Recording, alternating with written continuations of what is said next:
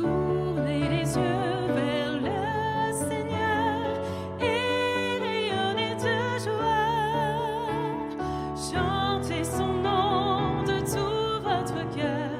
Il est votre sauveur. C'est lui votre Seigneur. J'ai recherché le Seigneur et il m'a écouté. Il m'a guéri de mes peurs et sans fin je le louerai. Tournez les yeux vers le Seigneur et rayonnez de joie.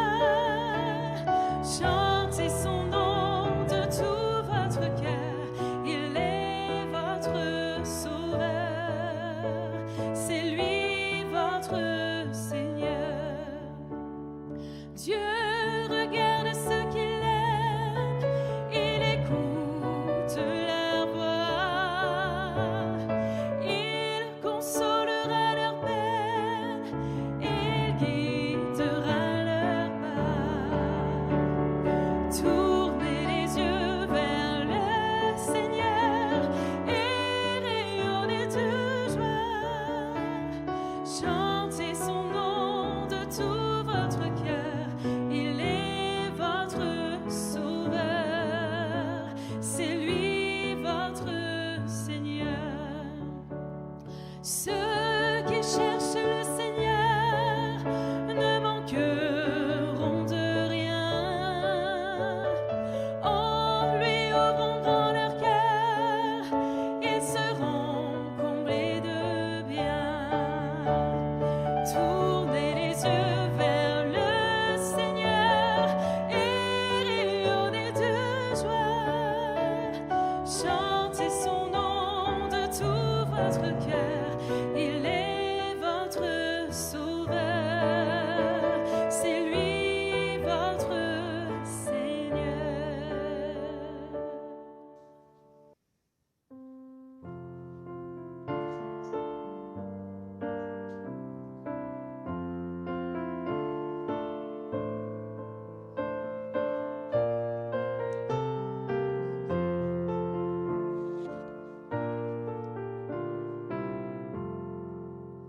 C'est vers toi que je me tourne. Je veux marcher dans tes voies. J'élève mes mains pour te rencontrer. Mon cœur désire te chanter. Pour bénir et célébrer ton saint nom, car tu es fidèle et bon. Seigneur, oh Seigneur, je veux te donner. Seigneur, oh Seigneur, ma vie à jamais.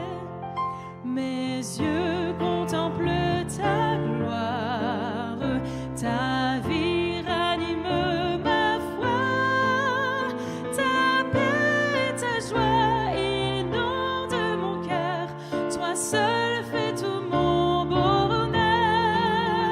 Je veux proclamer que tu es celui qui chaque jour nous bénit. Seigneur, oh Seigneur, je veux partager.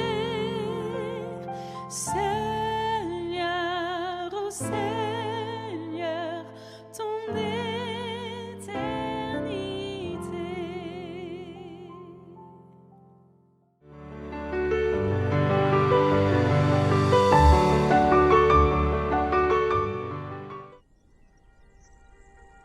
Part of me will always love you, but I don't like you and I don't trust you. And that's the hardest thing. No trust.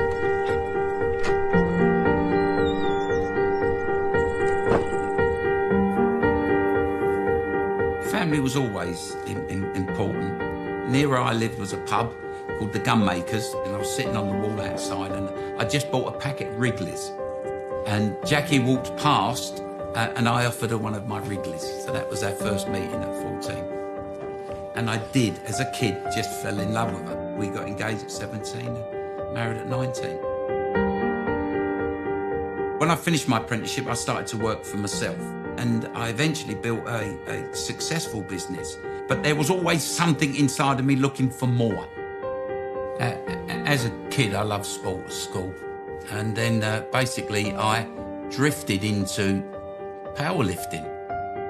Some of these pictures, I think that one was the first competition I ever did in 1976. Every time I lifted, I wanted to train more and lift more. And I even started getting pictures in the newspapers. Round about that time, I started to dabble in drugs. I wanted to achieve, I wanted to win, I wanted to be better. And I think I needed to find something that would feed that addiction. And what that was anabolic steroids. And I actually started working as a nightclub bouncer. I started actually taking amphetamines just to give me a little bit of a boost. Amphetamines then led me into sulf. Sulf led me into cocaine.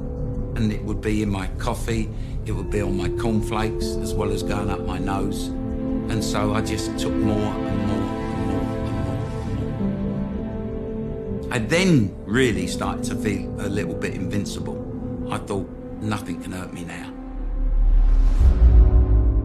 My mum said that Dad wanted to chat to me. He was in his bedroom upstairs. I knew something terrible had happened, or was about to, I guess.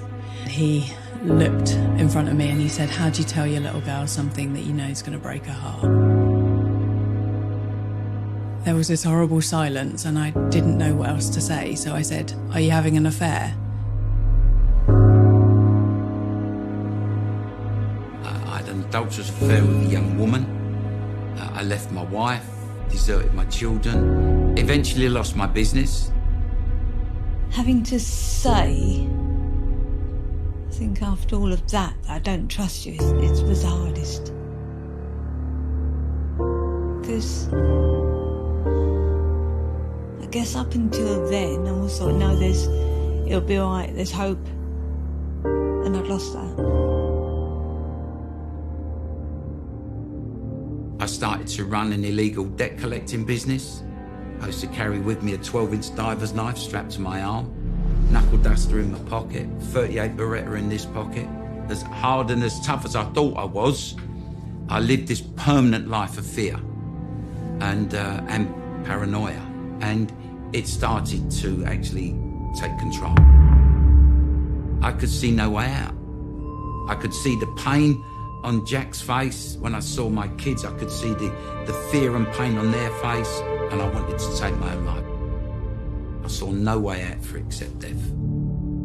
I was not the person I was brought up to be. I'd lost everything I'd ever worked for, and everything that meant anything to me. But my marriage,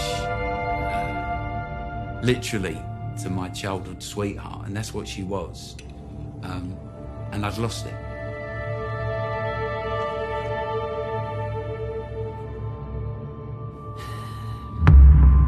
I contacted Jackie. She said to me, you needed help. I went to see a guy, a drug counsellor, who happened to be a Christian. I didn't go to church. I wasn't brought up in the church. I had very little understanding of God. And he said, you, Arthur, are the one that needs to choose what you're going to do with your life. And it's stuck with me ever since. I was debt collecting one night, and I remember standing there in this car park, completely on my own. And I had my knife strapped to my arm, gun, pocket, knuckle duster, 2 club hammers under the seat of my car, pickaxe handles in the back. And I literally looked up and I said, you know what, God? If you're there, come and sort me out. I not only cried out to God then, I chose to put my trust and my faith in Jesus Christ. For 4 years, fear and paranoia were my best 2 mates. And almost instantly, it was as if something had been lifted off of me, that fear just went. I stopped my drug addiction that morning. I not only chose to call on God, I chose to turn from the life I was living. And my life started to change. I started to go to church. It took a long time for our relationship to get to that trusting point. My wife and I were apart for 4 years, we got remarried. I had the love and respect of my children. I had everything that I now need in my life. There's plenty of things I want in my life. I have all I need. And I believe it's because of Jesus Christ.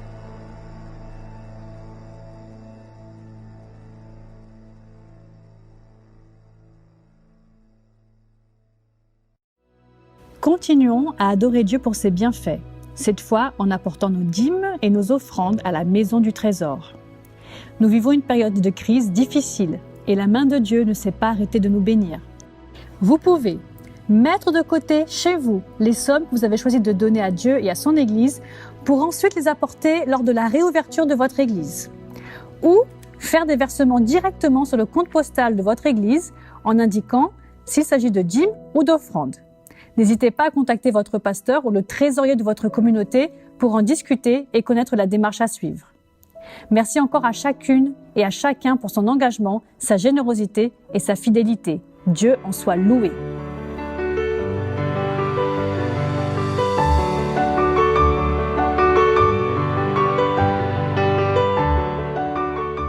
Je vais lire un texte pour commencer la méditation d'aujourd'hui. Apocalypse chapitre 14, verset 12.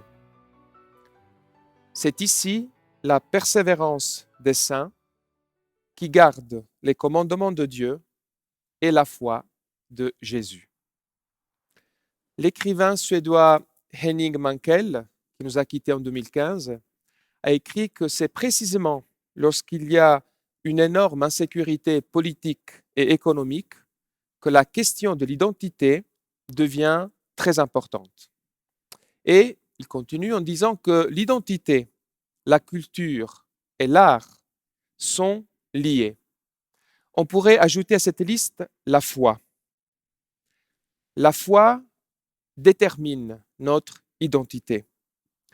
Quand on vit un moment de crise ou d'insécurité, notre identité chrétienne, se constitue, se structure autour de la foi qui nous habite. Ce que nous croyons au plus profond de notre cœur va déterminer nos actions, nos réactions, donc qui nous sommes et comment nous réagissons aux difficultés et aux opportunités de la vie. Or, que pourrait-on dire par rapport à l'identité adventiste? Eh bien, l'Église adventiste reconnaît l'existence d'un peuple de Dieu invisible, universel, qui traverse l'histoire. Ce peuple est composé d'hommes et de femmes de toutes les époques qui, à leur manière et en fonction de leur connaissance, laissent l'Esprit de Dieu toucher leur conscience et guider leurs pas. Pourtant, l'Église adventiste reconnaît également, et là je vais citer les mots de la croyance fondamentale numéro 13, que dans les derniers jours, en un temps d'apostasie généralisée, un reste a été suscité pour garder les commandements de Dieu et la foi en Jésus. Or, la notion de reste vient d'Apocalypse 12, verset 17. Je vais lire le texte. En colère contre la femme, le dragon s'en alla faire la guerre au reste de sa descendance, à ceux qui gardent les commandements de Dieu et qui portent le témoignage de Jésus. On remarquera que le texte ne parle pas d'église du reste, mais de reste. Et en effet, les pionniers adventistes se sont identifiés avec ce reste alors que l'église adventiste n'existait pas encore. Il s'agissait à l'époque d'un groupe de chrétiens qui étaient issus du mouvement millérite, qui avaient survécu à la grande déception de 1844. Et pour ce groupe, qui constituait donc les pionniers de l'Église adventiste, le respect du décalogue biblique et la foi en Jésus étaient les marques de ce qu'ils appellent le reste, le peuple de Dieu, le petit reste, le reste dispersé, le petit troupeau ou encore le troupeau dispersé. Le ministère d'une femme, Ellen White, a aussi joué un élément important, puisque toujours dans l'Apocalypse, chapitre 19, verset 10, il est dit que le témoignage de Jésus est l'esprit de la prophétie. Avec l'organisation officielle de l'Église adventiste en 1860, le reste devient l'Église du reste. Il faut savoir que la notion de reste ou Église du reste continue pour les adventistes d'être un champ de recherche continuel. Lorsqu'Ellen White était vivante, elle représentait à elle seule, on pourrait dire, l'esprit de prophétie au sein de l'Église adventiste. Mais après sa mort, on ne pouvait plus concevoir l'esprit de prophétie comme étant réduit à des écrits. Le prophète est animé par l'esprit, il ou elle laisse en héritage des prophéties, des témoignages, des enseignements, mais l'esprit, lui, il reste vivant et continue d'exercer son influence et d'animer d'autres prophètes. Alors, si au départ, l'esprit de prophétie, c'était Ellen White, ou l'esprit qui animait Ellen White, par la suite, l'Église a souligné que ce même esprit continue d'inspirer le message porté par l'Église adventiste, notre message qui est donc prophétique, éclairé par l'esprit qui avait animé Ellen White et qui continue aujourd'hui d'animer toute l'Église. Quel est ce message dont l'Église adventiste se fait donc la porte-parole? C'est un message assez global. On proclame le salut en Jésus par la grâce. On annonce et on se fait les témoins du véritable caractère de Dieu, le Dieu créateur, le Dieu de justice, on garde donc le sabbat, un Dieu qui n'a pas de côté obscur, on ne croit pas en l'enfer ou à l'immortalité de l'âme. On annonce la révélation de l'amour de Dieu pour toute création au niveau spirituel, mais aussi physique, la réforme sanitaire.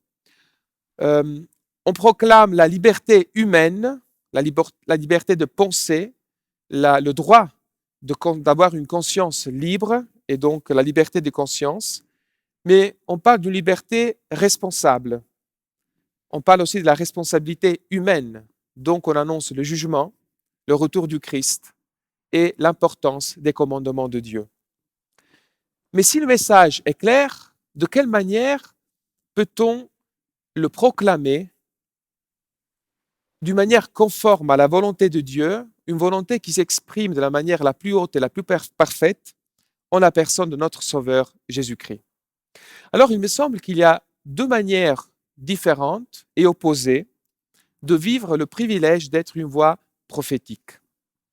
D'une part, la voix de l'orgueil spirituel. De l'autre, la voie tracée par l'enseignement et l'exemple de Jésus.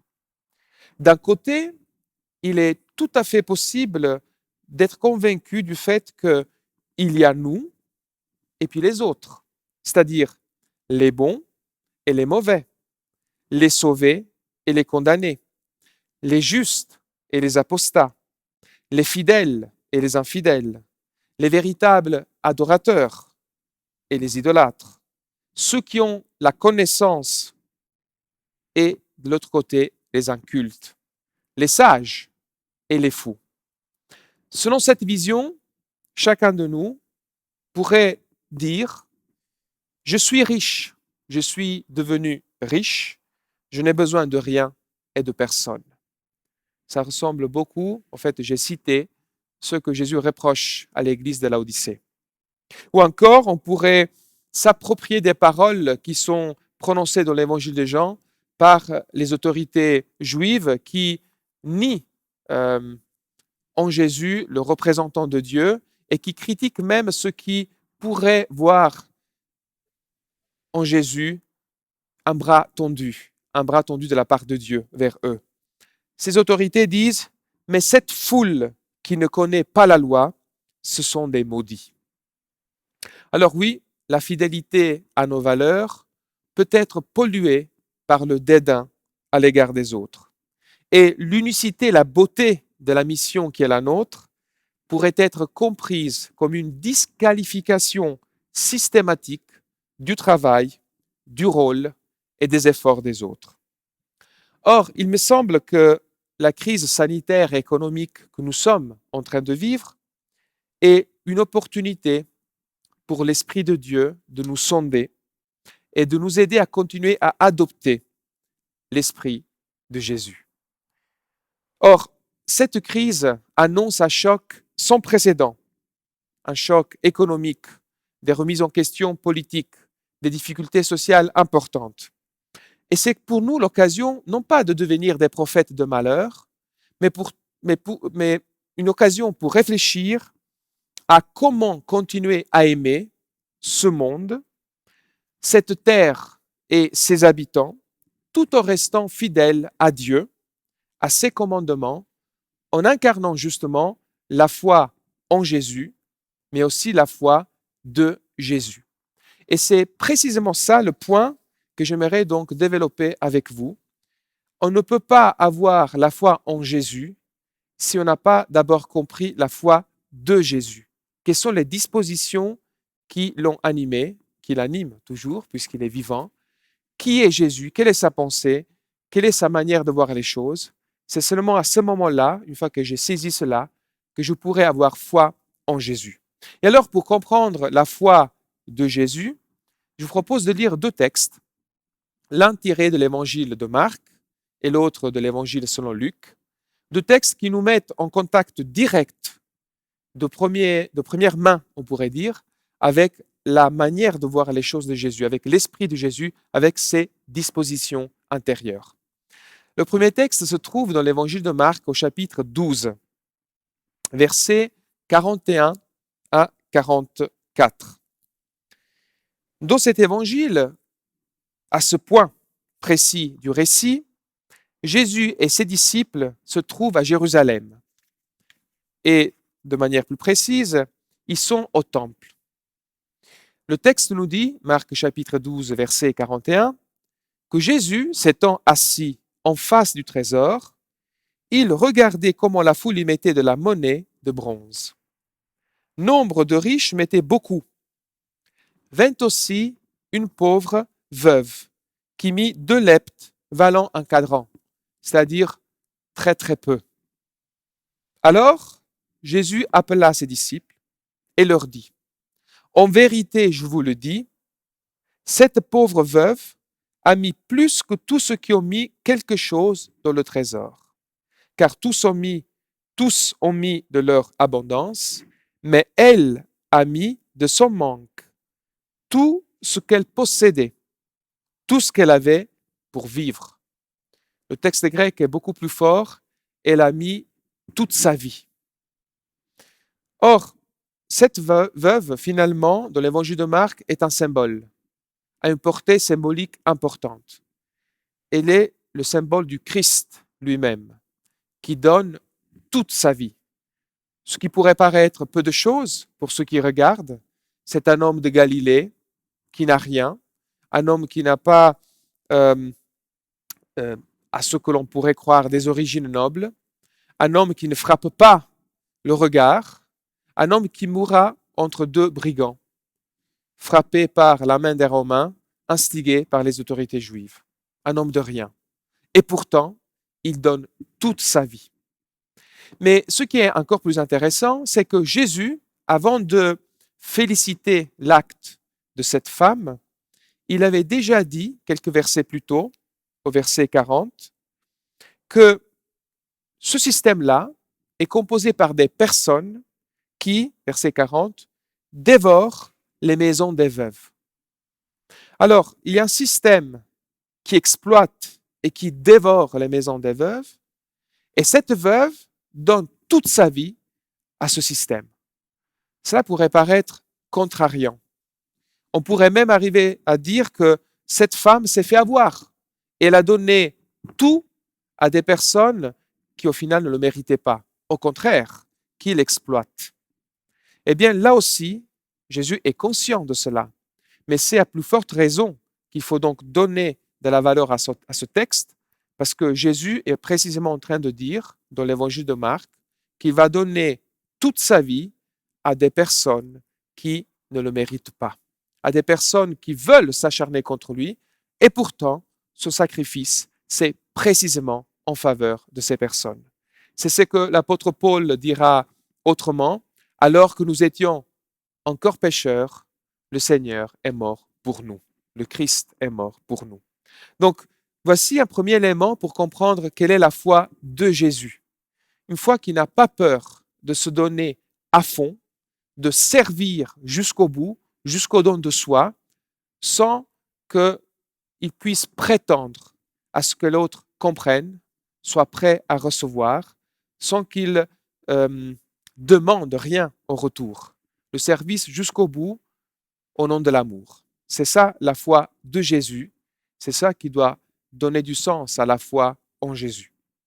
Le deuxième élément, on pourrait le tirer donc de l'évangile de Luc, chapitre 10. Parabole très connue, parabole qui fait partie du bien propre de Luc, c'est-à-dire qu'on ne retrouve que dans l'évangile de Luc, la parabole du bon samaritain. Dans l'évangile 10 de Luc, au chapitre 10, à partir du verset 25, Jésus dialogue avec un spécialiste de la loi. Et ce spécialiste de la loi semble vouloir le mettre à l'épreuve. Et il lui demande, qu'est-ce que je dois faire pour hériter la vie éternelle? Qu'est-ce que je dois faire? Souvent, quand on doit accomplir quelque chose, quand on doit recevoir quelque chose, à plus forte raison un cadeau du ciel, il y a toujours cette pensée qu'il faut faire quelque chose. Et alors Jésus lui dit, ce qu'il faut faire, c'est aimer Dieu et aimer ton prochain. Mais encore une fois, quand on met dans notre esprit l'idée de faire et l'idée d'aider le prochain, l'idée qui se matérialise est la suivante. Il faut que j'aide les personnes qui sont en difficulté. Aider, dans le sens de aimer le prochain, signifie aider les personnes qui ont besoin de moi. Donc, qu'on le veuille ou pas, je me situe toujours en position de supériorité parce que c'est moi qui peux et qui dois dispenser de l'aide et la personne qui va le recevoir, mon prochain, est forcément une personne démunie, une personne accablée, une personne en difficulté, une personne qui au final aurait besoin de moi.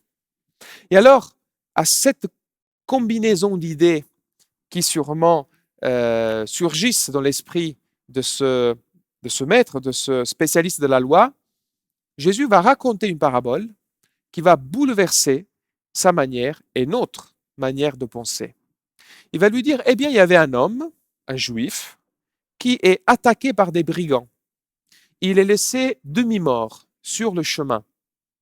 Deux personnes en bonne santé, avec un bon statut, qui pourraient l'aider parce qu'ils n'ont pas été roués de coups comme l'autre, parce qu'ils marchent, parce qu'ils se déplacent, parce qu'ils pourraient faire quelque chose pour lui, eh bien, ils passent leur chemin et ne font rien pour lui. Mais à un certain moment surgit un Samaritain. Oui, un Samaritain. Et un Samaritain pour l'époque, pour un juif et notamment pour un spécialiste de la loi, c'est un être abominable. C'est un être répugnant. C'est quelqu'un qu'il ne faut pas côtoyer, auquel il ne faut pas adresser la parole. C'est un être dégoûtant. De la tradition juive un peu plus tardive, on dira même, il vaut mieux boire du sang de cochon que de manger un pain qui t'a été préparé et offert par un Samaritain. Donc, telle était la haine et le dégoût qu'on pouvait avoir à l'égard des Samaritains. Mais ce Samaritain, lui, il voit non pas un juif, il voit un homme blessé. Il va l'aider. Il va prendre soin de lui. Et à la fin de l'histoire, Jésus demande aux spécialistes de la loi, non pas si l'homme qui était dans le besoin, en l'occurrence le juif, a été le prochain du Samaritain. Est-ce que le Samaritain cherchait un prochain pour qu'il puisse l'aider? Jésus va donner une clé d'interprétation à partir des yeux, du point de vue de celui qui était dans le besoin. Jésus va poser cette question. Qui a été le prochain de cet homme? Plus précisément, lequel de ces 3 hommes, verset 36, te semble avoir été le prochain de celui qui était tombé aux mains des bandits? En d'autres termes, ce que Jésus est en train de dire ici, c'est que mon prochain n'est pas forcément la personne qui a besoin de moi. Mon prochain pourrait être la personne qui prend soin de moi lorsque moi, j'en ai besoin. Et l'aide pourrait venir d'une personne que je considère comme étant la moins appropriée, la moins tolérable.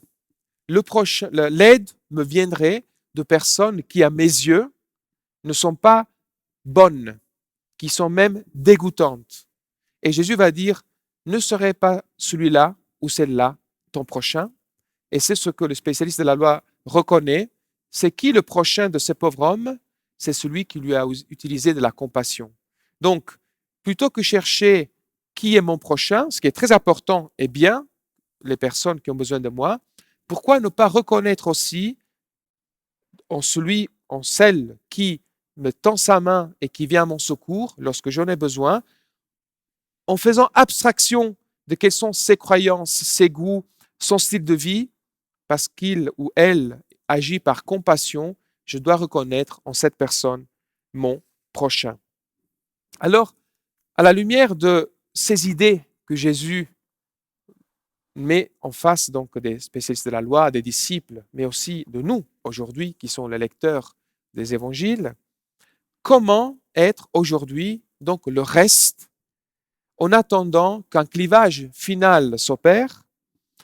Comment être aujourd'hui Église du reste qui annonce un évangile de liberté et de responsabilité tout en professant la foi en Jésus, mais aussi la foi de Jésus? Alors, aujourd'hui, l'Église du reste doit être, me semble-t-il, l'Église qui reste.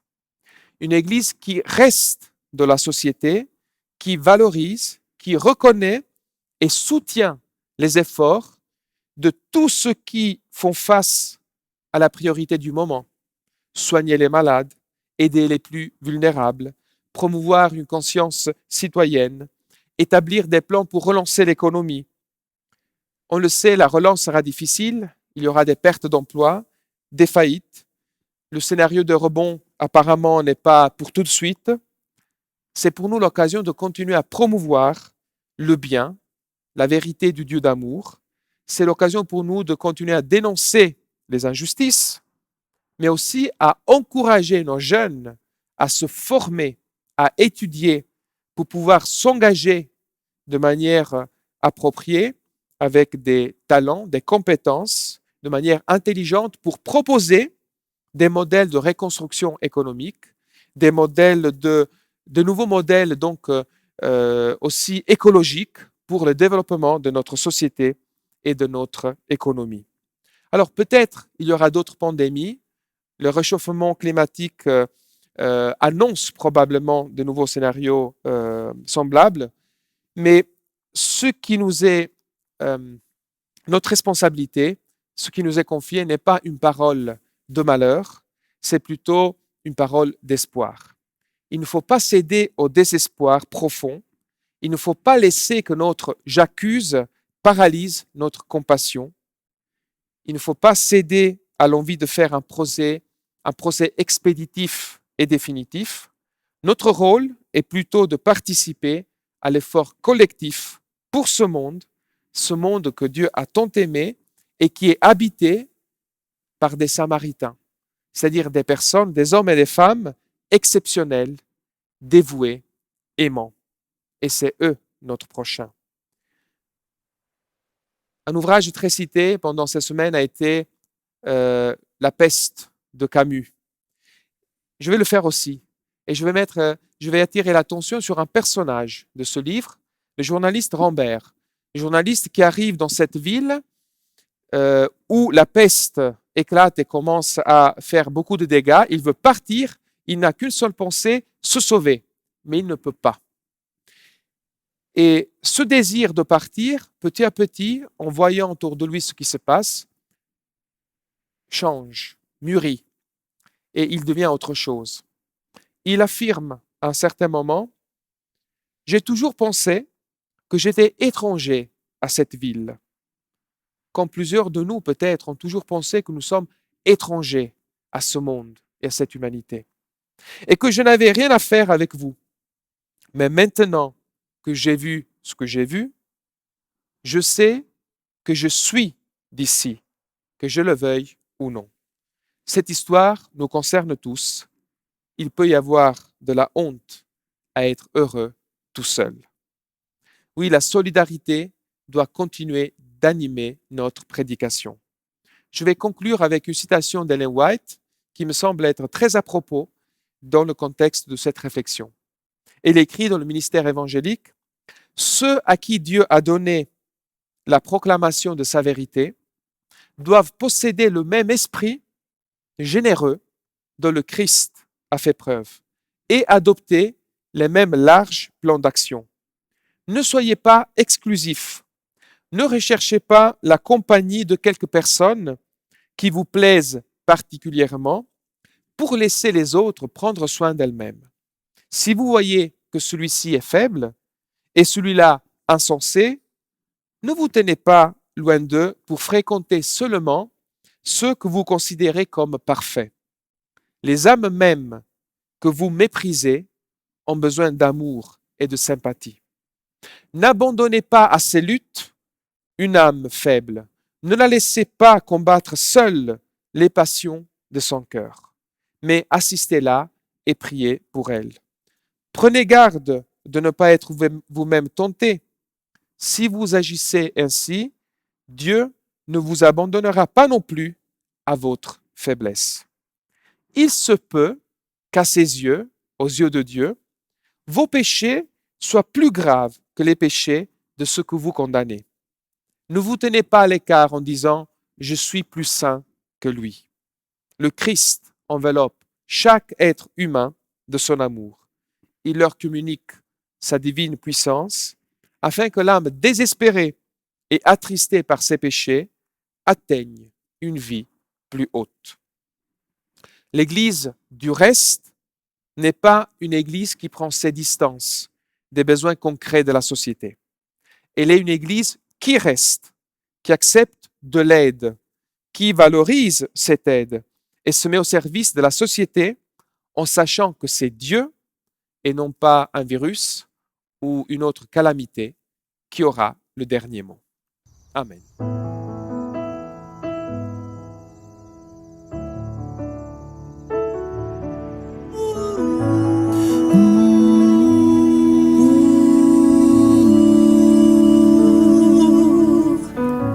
Il a sa main sur mon épaule quand j'ai besoin, il est là. Il a sa main sur mon épaule, me rassurant qu'il est bien présent. J'entends sa voix dans le silence. Dans le silence, Un son si doux et si clair. J'entends sa voix dans le silence,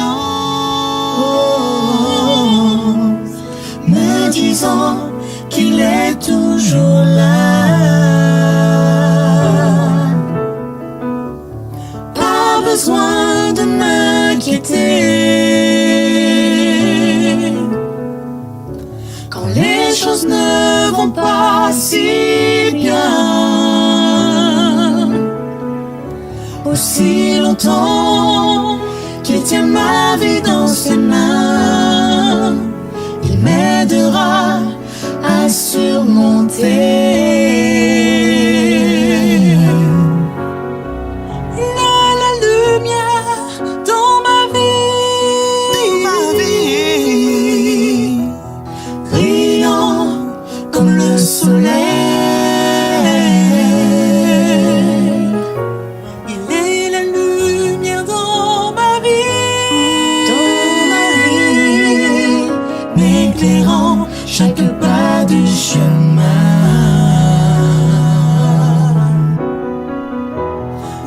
Pas besoin de chercher plus loin.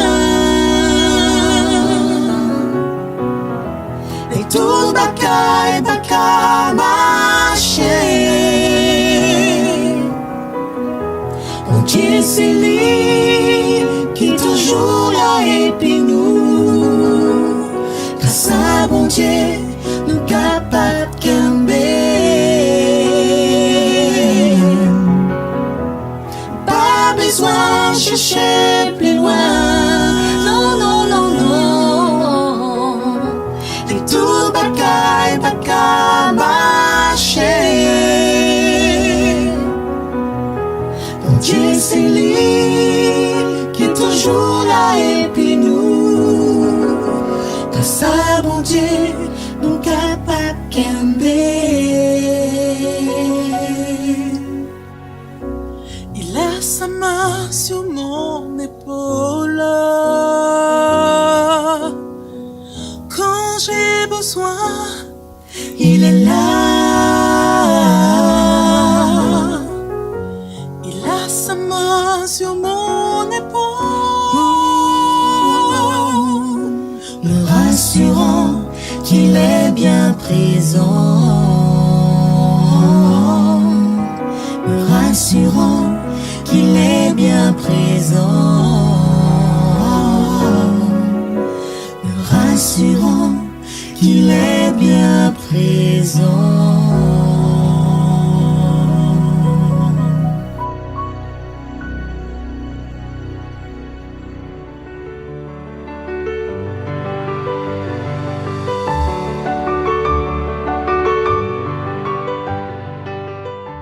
Je vous invite à prier avec moi.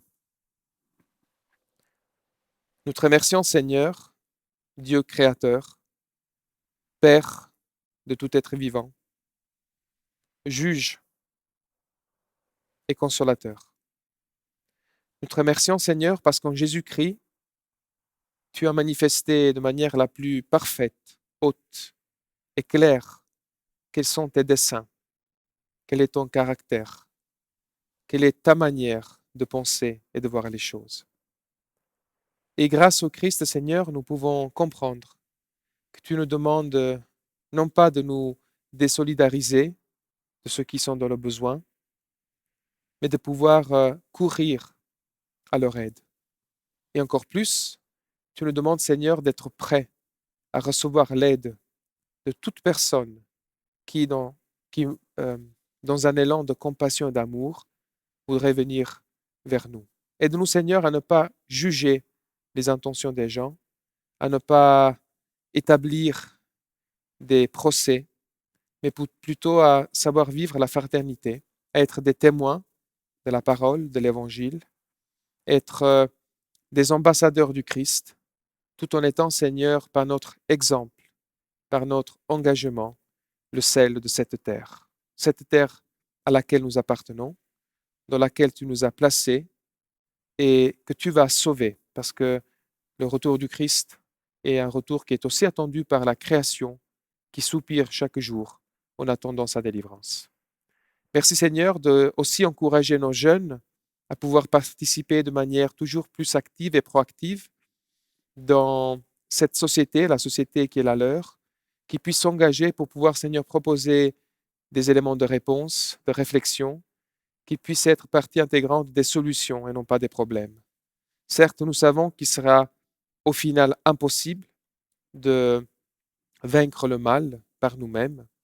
Nous savons que c'est toi le seul qui pourra mettre la parole fin et que des moments difficiles nous attendent, que la création sera en souffrance encore plus de ce que nous avons pu voir et contempler de nos jours. Mais Seigneur, ne permets pas que le découragement gagne.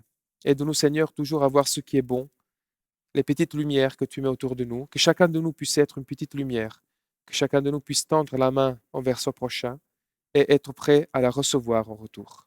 Que tu puisses bénir ton Église, que tu puisses faire de ton Église du reste une Église qui reste fidèle à ta parole et à l'Esprit du Christ. C'est en son nom que nous te prions. Amen.